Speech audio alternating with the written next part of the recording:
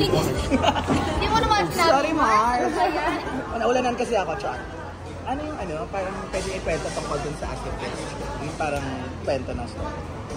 So, yung character, I played the role of Gemma Stone. She's a vlogger and content creator. So basically, the movie, As If It's True, parang nandun na rin sa title. You don't know if the relationship of Gemma and James are real. Kasi makikita nyo kung anong nangyayari behind the camera. They play the role of as a girlfriend and boyfriend on screen, but off cam, they're not. So, pero at the same time, off cam, makikita nyo yung mga montage nila na mapapaisip rin yung mga audience na in love na ba sila sa isa't isa or hindi, or nagagamitan pa rin sila. So basically, yeah, the film is about that. It's about the transactional relationship. It's about it's also a play on the digital world. Like tayo as consumers, we watch videos of vloggers, of content creators, and sometimes, we would often wonder na totoo nga ba talaga yung nangyayari dyan. Totoo nga talaga na yun yung binili niya, or sila ba talaga. So yun yung main theme ng film. Doon naglalaro yung buong kwento. So I play the role of James naman. So James is a struggling musician who eventually meets Gemma, who somehow creates this transactional relationship na they both benefit from one another naman. But yun nga, the film kind of wonders, so the audience will wonder na ano ba tong relationship nila? Totoo nga ba talagang nagmamahalan ng dalawa yan? Or is it all for show? So that's why it's called As If It's True. Nanood ba kayo ng madaming vlogs? Or may certain vloggers ba kayo na parang pineg nyo? Not necessarily sa story, pero how they are, how they do their content. Ako siguro I did peg it on someone. Pero may konting similarity rin kasi yung sa artista kasi I would also post content, brands would go to me. Pero syempre different ang vlogging, yung vlog your whole life. So siguro to make it look natural, kung paano lang din ako mag-vlog sa IG ko, sa IG story. Ganon din siguro ako kay Gemma. And siguro there are some videos na pinakita sa akin ni Jared na pwede kong maging inspiration sa mga ibang scenes na ginawa.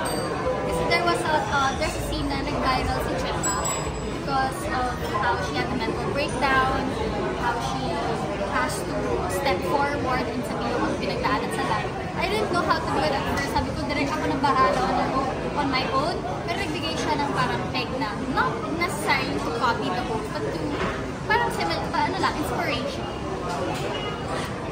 Well, ako naman, si James kasi is not a vlogger. He's, kumbaga, he's a struggling musician.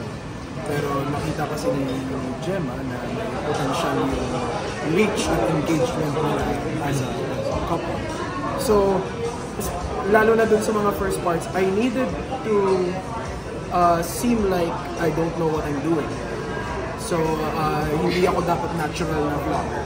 Which, magaling ng vlogger. Kasi I create content. So, hindi ako pwedeng sobrang natural in front of the camera, which in real life I am. So I needed to kind of may mga napanood ako yung mga you have the vloggers naman talaga that are very popular now. And what they do is that they feature their family friends, yung mga na hindi naman talaga din vloggers. So I got bits and pieces of those just to kind of try to be that awkward, try to be like them naturally. Because syempre as an actor, you want it to be as natural as possible. Okay. Second question for me, yung title ng movie, As If It's True. In your young career, ano yung pinakamalaking thing about or story about na tinapon sa inyo na naging viral na hindi true? In real life. Na nag-viral? Or siguro naging malaking news about you guys, naging viral siya pero hindi true, and how did you overcome it? Siguro yung pinaka-last sa akin is yung break. Ay, totoo naman. Totoo daw yun. Siguro yung mga accusations sa akin na inagaw ko daw, na parang, I work with Cian Lim kasi my last show. Siguro yung mga pinaka-waterwork, yung mga accusations na nilalandi ko daw siya. We would train together in the skating ring kasi we have to train kasi yung goal namin, we have to skate together. So we were having for like months and months, especially before the show. Mga siguro yung mga accusations na inagaw ko daw siya. But I mastered the art of Deadma. Deadma, okay. But siguro yun, yung parang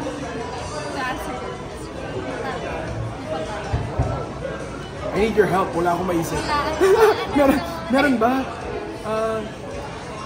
Parang wala din kami maisip eh. Honestly, parang wala yung bait naman. Ang linis eh. Ng career. I always say the truth kasi you guys know me, I'm all about my craft, so I don't really do much to with the intention of being viral. But parang wala eh. Parang wala naman. Ako, in reality, I always try to be as honest as possible. So hopefully naman wala in the future also. Okay. To what extent are you going to give in for a fan service? Like yung mga demands ng fans. Siguro, as long as us actors can inspire them in a positive way, I would do it. Pero if ikaka-affect naman in a negative way, siya gagawin. Siyempre, as a public figure, we're here to inspire, we're here to entertain people, so that's our job. And I think I'm gonna stick to that. But beyond that, if may tinatapakan na kaming towers, tinatapakan na kaming fan, hindi ko naman siya gagawin. Pero how about yung yung kinailangan yung ipakitang kayo or sweet kayo dahil kinikilig ang fan sa inyo? Or siguro, me kasi, I don't think na I never had a love team naman talaga nung stop na. For a lot of projects, yun yung lagi ko. I always work with different co-actors, different leading actors. Pag on screen, kasi I don't look at it as natural.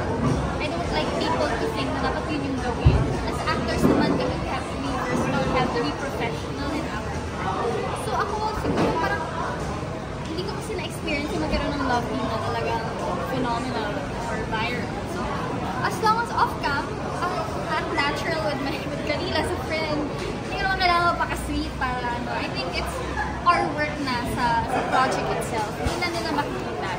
Yun yung, dun talaga namin kailangan mag-make ng effort to build a relationship, may chemistry, na ma-in-love yung tao sa characters. Pero off-cam, I don't think there's a need for that. Siyempre may mga personal life kami, mga kanya-kanyang buhay kami.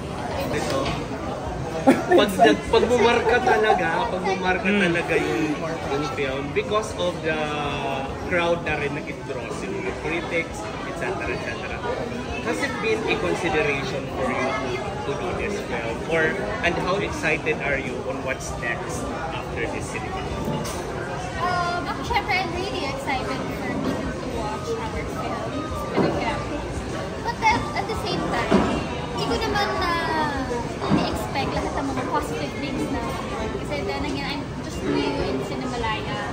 New face lang ako doon. It's my first time hindi ko lang talaga na ako yung lead. So, maraming mga this is a positive or negative. Pero, syempre at the end of the day, I know he did a good job. But I don't wanna expect much kasi pag hindi naman nangyari, di ba, parang ako lang din mapapakita. So, I just did my job. Ginawa ko lahat ng efforts ko sa movie na parang paulit-ulit. But I'm not expecting something big. But I hope people would acknowledge our movie kasi talagang 100% effort. Me personally, I love being part of film festivals. I was blessed with a breakout role during Cinema One Originals. I also was able to experience Cinemalaya when I was part of Liway. So when I was told that this is part of Cinemalaya, of course it was at the top of my head na also naging malaking factor na tanggapin siya because I really want to be part of this this celebration again because it's so fun to and that's what I've been telling Ash, kakaiba yung experience in a film festival because you get to meet so many people, you get to, you just widen your circle even further. Ang dami mong It's exciting sa premiere na. very exciting. So, Sa gala night every year. yeah. So, at saka, di ba, sobrang good vibes lang pagka Cinemalaya, di ba? It's a celebration of film. It's not about competing with each other. And lalo na ngayon, I think it's a very important run this year's Cinemalaya because alam naman natin lahat na the film industry is, medyo struggling ngayon. So I hope that this year's celebration could, propel the industry again, ignite ulit yung mga passions ng lahat para bumalik yung mga moviegoers na support ng ulit ang pelikulang Pilipino. Sige, one last for me. Have you seen the entire film already? Not yet. Not yet. Okay, sige. Tatanungin ko sana sa reaction, but sige, wala pa pala. Sa gala night din. Scenes nung nagda-doc, pero not. Yeah, just a few scenes. Kinakabahan na.